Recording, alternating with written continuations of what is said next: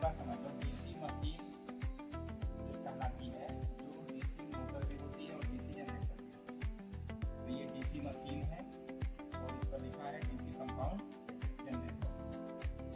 इसको हम प्रयोग के अनुसार जनरेटर या मोटर कहते हैं। इसके साथ को हम घुमाएंगे और यहाँ से करंट जब उत्पन्न होगा तो इसको हम जनरेटर कहेंगे और जब इसमें हम सप्लाई देंगे इसका साथ घूमने लगेगा उस समय ये मोटर लगा है। इसीलिए डीसी को हम मशीन के नाम से कहते हैं। यही मशीन मोटर में हो सकती है और यही मशीन जनरेटर में। अब इसमें ये डीसी कंपाउंड जनरेटर है, इसमें 6 टर्मिनल लगे हुए। ये 6 टर्मिनल दिख रहे हैं। इसके हम कनेक्शन कैसे करेंगे पहले इसको समझना होता है। इसके लिए पहले इसका ड्राइंग समझिए कि इसकी बनावट कैसे होती है। इसमें एक आर्मेचर होता है और इसके 2 टर्मिनल होते हैं। 2 टर्मिनल ये हो गए।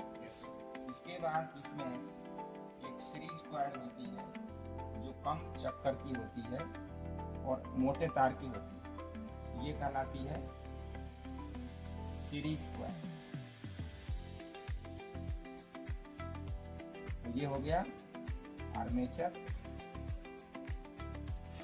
और एक कॉइल और होती है जो शंट कॉइल होती कहलाती है। ये पतले तारों के और अधिक टर्नों की होती है।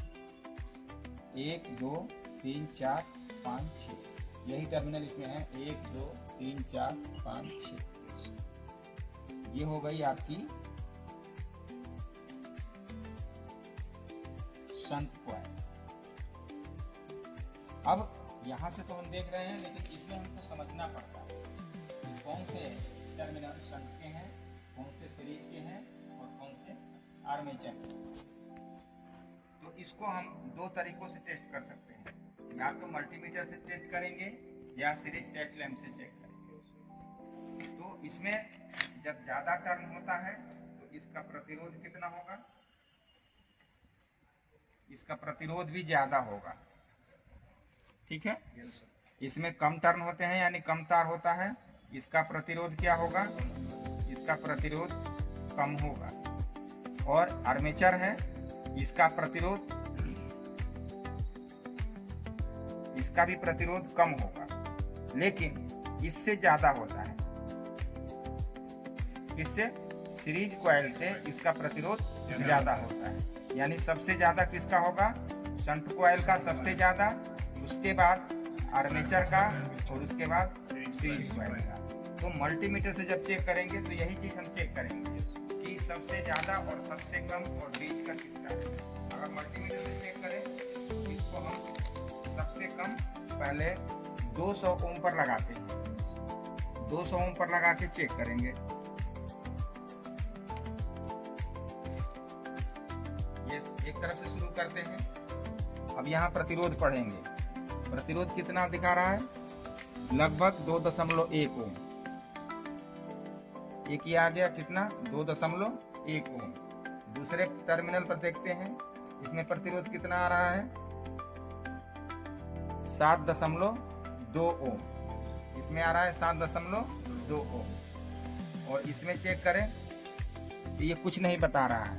ये कुछ नहीं बताने का मतलब क्या हुआ कि या तो ये कॉइल खराब हो सकती है या दूसरी बात ये कि इसका प्रतिरोध ये जो 200 ओम पर हमने लगाया है, यहाँ दिखाओ, ये जो हमने 200 ओम पर ये सेलेक्टर स्विच को रखा है, इससे जब ज्यादा होगा प्रतिरोध तो भी ये मीटर हमारा इसको शो नहीं करेगा।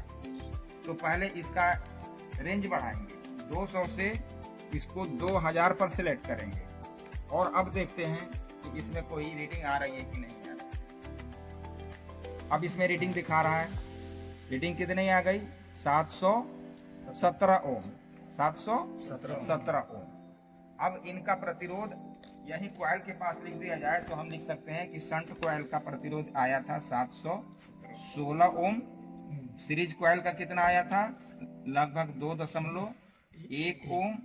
और आर्मेचर का कितना आया था? 7.2 ओम लगभग। ठीक है। अब इससे हम समझ जाएंगे कि शंट का प्रतिरोध सबसे ज्यादा है, उसके बाद आर्मेचर का है और उसके बाद सीरीज। इस तरीके से हम कह सकते हैं कि ये दोनों हमारा शंट कॉइल है ये आर्मेचर है, क्योंकि आर्मेचर से कम होता है। यहाँ देखिए, ये तो कंफर्म हो गया। ये शंट कॉइल है और ये इस पर कितना आ रहा है 7 ओम और इस पर आ रहा है 2 ओम। तो 2 ओम सीरीज कॉइल की है और 7 ओम आर्मेचर की।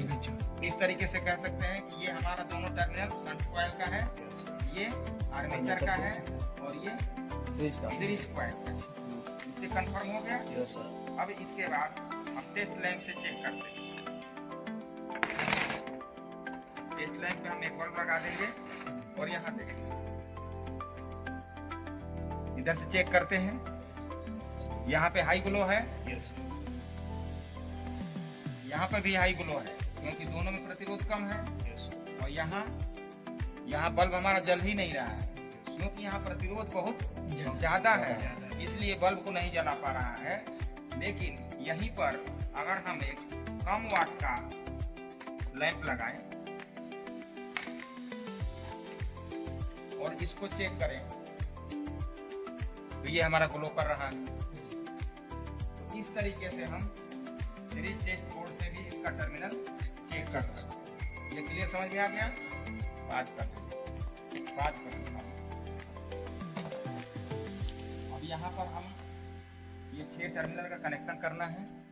6 टर्मिनल का कनेक्शन कैसे करेंगे? तो इसमें एक शंट कॉइल होती है, सीरीज कॉइल होती है और आर्मेचर होती है, और ये हमारा स्टार्टर होता है।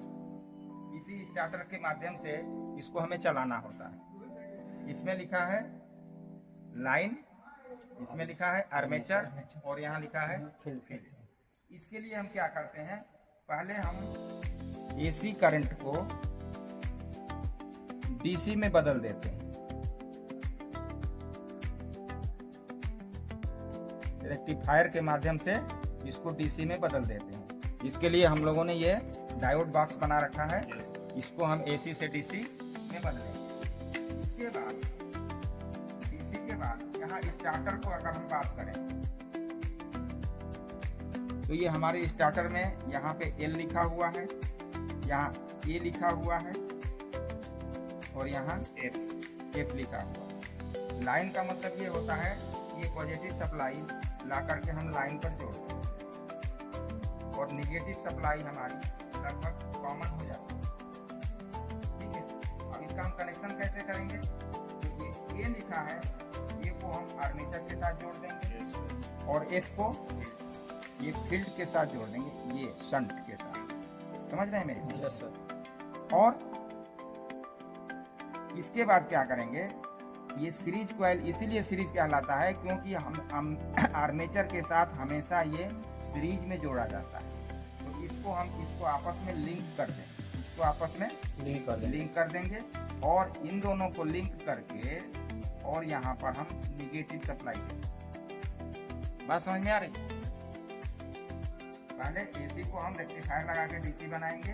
डीसी का जो पॉजिटिव पॉइंट है एल लाइन पर दे देंगे यहाँ पर, और इसका आर्मेचर का सिरा आर्मेचर पर दे देंगे, फील्ड को शंट कॉइल पर दे देंगे और आर्मेचर और सीरीज कॉइल के 2 टर्मिनल को आपस में लिंक कर देंगे। तो आर्मेचर का एक कॉइल बचेगा और शंट कॉइल का एक कॉइल बचेगा। इन दोनों को आपस में लिंक करके और यहाँ पर हम निगेटिव सप्लाई से जोड़ देंगे। इस तरीके से हमारा ये कनेक्शन होगा। तो इसको आप लोग कनेक्शन इसी के हिसाब से करिए। हो गया। चलो, जैसा कि ये ड्राइंग में बनाया गया है, ये देख सकते हैं। पहले हमने यहाँ पे एसी लिया और इसको बीज रेक्टिफायर की सहायता से पहले हमने इसको डीसी बना दिया। ये लाइन पॉजिटिव लाइन हो गई और ये नेगेटिव लाइन हो गई।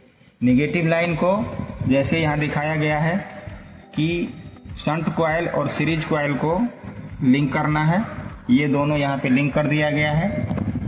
ये और ये शंट कॉइल और सीरीज कॉइल को लिंक करके हमने यहाँ पर इसको नेगेटिव दे दिया। और इसका जो लाइन है यानी पॉजिटिव सप्लाई है, यहाँ से पॉजिटिव सप्लाई स्टार्टर के लाइन में दिया गया, ये स्टार्टर के यहाँ लाइन में दे दिया गया। और यहाँ आर्मेचर और ये फील्ड लिखा है, ये उठा करके हमने यहाँ पे आर्मेचर को आर्मेचर में दे दिया और फील्ड को फील्ड से जोड़ दिया। इस तरीके से हमारा स्टार्टर का कनेक्शन तैयार हो गया। अब इसको चेक करने के लिए सबसे पहले हम इसको सीरीज में लगा करके इसमें सप्लाई देंगे और इसके बाद स्टार्टर को ऑन करके देखेंगे।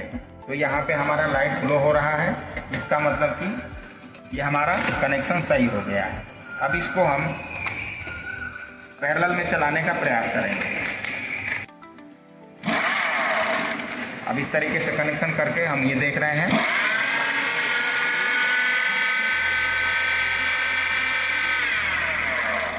यस अब ये चल रही है।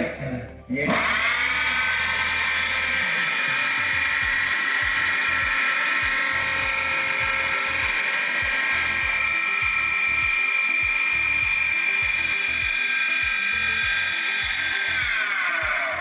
इस तरीके से कनेक्शन करेंगे और डीसी कंपाउंड मोटर या जनरेटर, डीसी कंपाउंड मोटर या जनरेटर का हम प्रैक्टिकल इसी तरीके से तैयार करेंगे।